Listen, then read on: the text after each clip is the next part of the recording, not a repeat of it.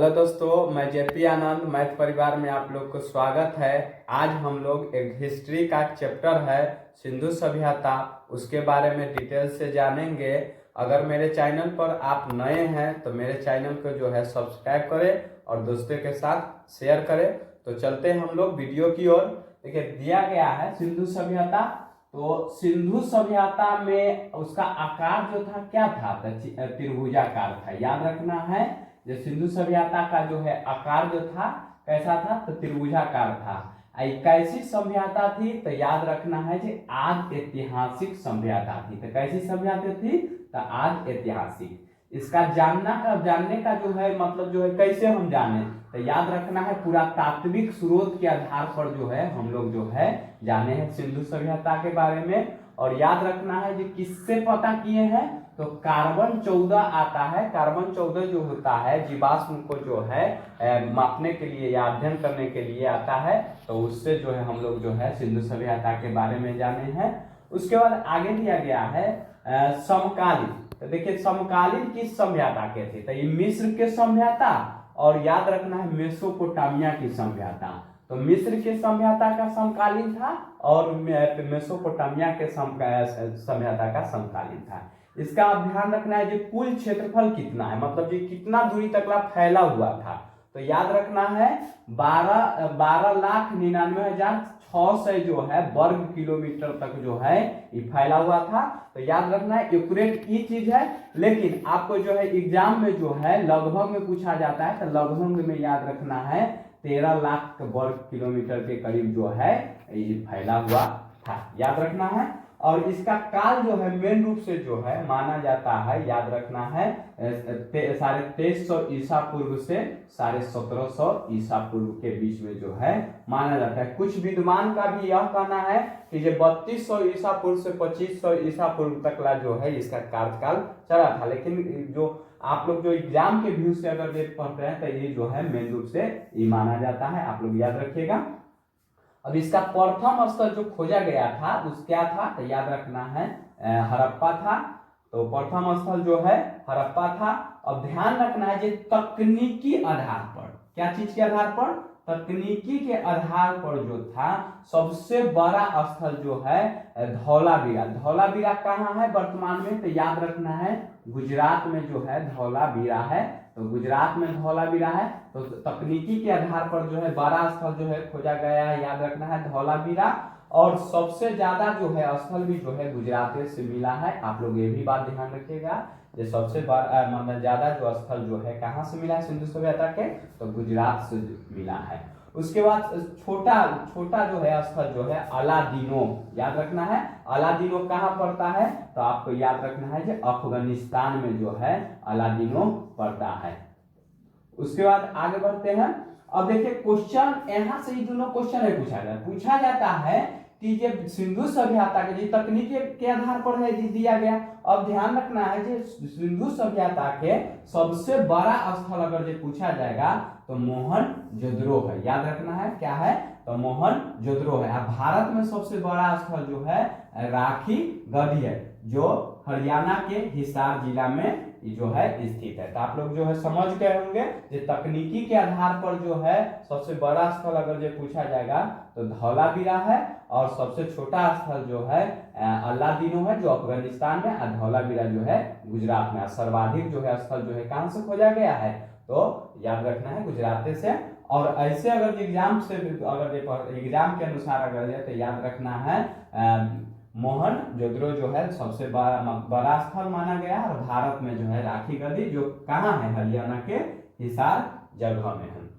उसके बाद आगे बढ़ते हैं। अधिकांश आबादी, देखिए इस सिंधु सभ्यता के लोग जो थे तो अधिकांश आबादी कहाँ के थे, तो याद रखना है भूमध्य सागर के थे। याद रखना है कहाँ के थे, तो भूमध्य सागर के थे।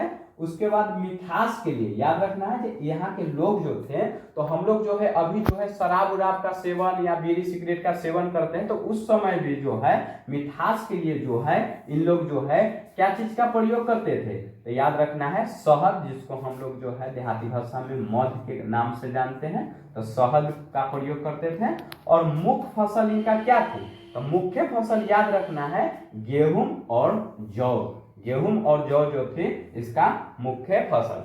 उसके बाद धान, इसमें धान का भी साक्ष्य मिला है। तो याद रखना है जो धान का साक्ष्य जो है आपको जो है प्रथम साक्ष्य जो है लोथल से मिला है। याद रखना है प्रथम साक्ष्य जो है धान का कहाँ से मिला है, तो लोथल से। तो आप लोग जो है इतना समझ गए। उसके बाद आगे बढ़ते हैं। देखिए यहाँ जो था इसका जो है सिंधु सभ्यता के जो है पुरातात्विक के आधार पर जो मिला है, तो ये जो था ये क्या चीज का घर बनाए हुए रहते थे, तो याद रखना है ये जो है ईंट और पत्थर के घर इन लोगों का बना होता था, जो बहुत तल्ला मतलब जो है मंजिल 39 जो है मंजिल का जो है होता था। तो याद रखना है।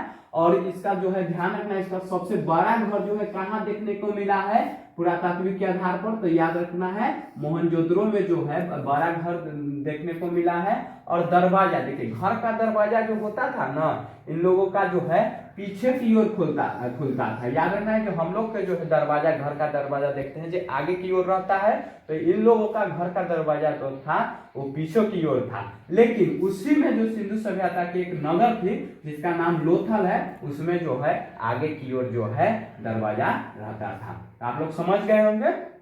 उसके बाद आगे बढ़ते हैं, इसका समाज कैसा था।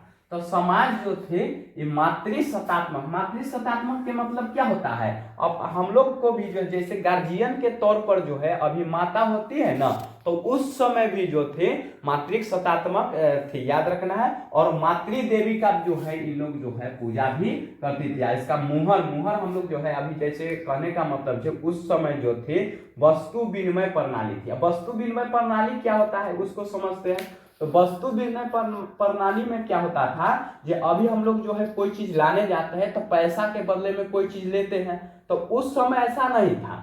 उस समय ऐसा था कि जो वस्तु के बदला में वस्तु देना, आदान प्रदान होता था, तो उसी को जो है वस्तु विनिमय प्रणाली कहा जाता था। तो जो है वस्तु विनिमय प्रणाली, तो उसमें मुहर चलता था। याद रखना है मुहर सिक्का के तरह होता था मुहर, तो उसमें मुहर पर जो है सिंधु सभ्यता के मुहर पर जो था स्त्री के गर्भ से निकलता हुआ पौधा का चित्र था। जैसे अपना सबके जो है देखते हैं कि जो गवर्नर का साइन होता है, गांधी बाबा का जो है फोटो है, तो उसी आधार पर जो है उन लोगों का जो था स्त्री के गर्भ से निकलता हुआ पौधा का जो चित्र था उन लोगों के मुहर पर। अब देखिए सिंधु सभ्यता जो थी फैला हुआ था, तो फैला हुआ था। देखिए कि भारत देख रहे हैं नक्शा, ये भारत इधर से इधर, तो ध्यान रखिएगा भारत के इधर से ही इधर जो है मतलब जो है उत्तर से लेके और दक्षिण भाग और मध्य भारत तक ला जो ये फैला हुआ था, जिसमें हम लोग अब समझते हैं ये इसका जो है मतलब अपना भारत के जैसे चौहद्दी है, उस आधार पर जो है सिंधु सभ्यता का भी जो है चौहद्दी था। तो हम लोग जो है बारी बारी से जानते हैं। देखिए पूरब में जो था इसका आलमगीरपुर था, आलमगीरपुर जो उत्तर प्रदेश में अभी जो है वर्तमान में पड़ता है। कौन नदी के किनारे था, तो हिंडन नदी के किनारे था। और पश्चिम में याद रखना है सुटका गेंदोर था, जो अभी जो है वर्तमान में जो है पाकिस्तान में है। और ये कौन नदी के किनारे बसा हुआ था, तो याद रखना है दशक नदी के किनारे बसा हुआ था। तो इस सभी का जो है पहले का नाम जो है बदल गया होगा, हो सकता है जिसका नाम बदल कर चेंज हो गया होगा, तो याद रखना है। लेकिन दशक नदी के किनारे याद रखना है, और सुटका गेंदोर पश्चिमी स्थान और पाकिस्तान में, और दशक नदी के किनारे। अब हम लोग उत्तरी स्थल देखते हैं। तो उत्तरी स्थल जो थी मांडा थी, जो जम्मू कश्मीर में थी, और जम्मू कश्मीर में थी। और किस नदी के किनारे था, तो याद रखना है चिनाब नदी के किनारे था। कौन नदी के किनारे, तो चिनाब नदी के किनारे था, याद रखना है। उसके बाद आगे बढ़ते हैं। इसका दक्षिणी स्थल जो थे याद रखना है दैमाबाद, जो महाराष्ट्र में पड़ता है, और ये गोदावरी नदी के किनारे थी। तो आप लोग जो है समझ गए होंगे इसका चौहद्दी। एक बार जो है फिर से जो है हम रिवीजन कर देते हैं।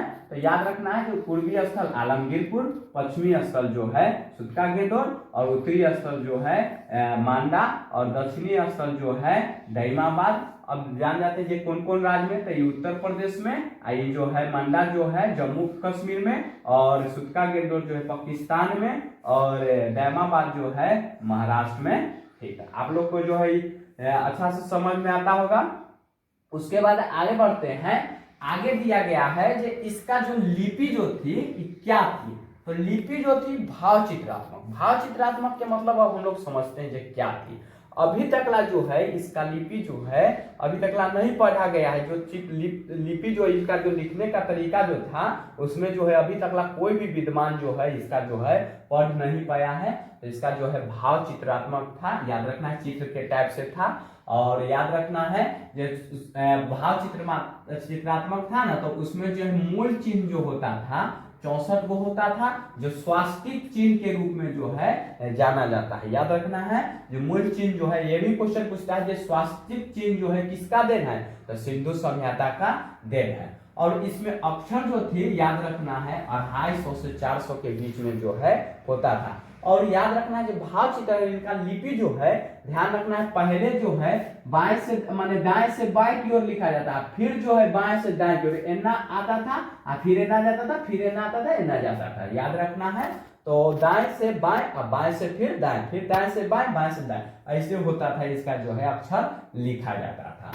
अब हम लोग आगे बढ़ते हैं कि लिखने का जो है ये जो तकनीक जो है इसको क्या कहा गया है, उसमें जो है लिपि में जो लिखने का तकनीक जो है क्या कहा गया है, तो याद रखना है बुस्ट्रोफेंडन। याद रखना है, बहुत इंपॉर्टेंट क्वेश्चन है, बुस्ट्रोफेंडन कहा गया है। और याद रखना है अब इसका जो है घड़े जो बनी होती थी तो ईंट पत्थर के होती थी ना बने, तो अभी भी हम लोग जो है जब हम लोग नगर परिषद या नगर माने नगर में जाते हैं, नगर पालिका में जाते हैं, तो वहाँ सड़क के किनारे देखते हैं जो नाली उली बना रहता है। गांव में तो नहीं रहता है लेकिन सड़क के किनारे नाली बना था। लेकिन वहां जो था याद रखना है सड़क के किनारे चाहे घर के जो है आगे आगे नाली होता था, चबूतरा टाइप के जो है बना होता था।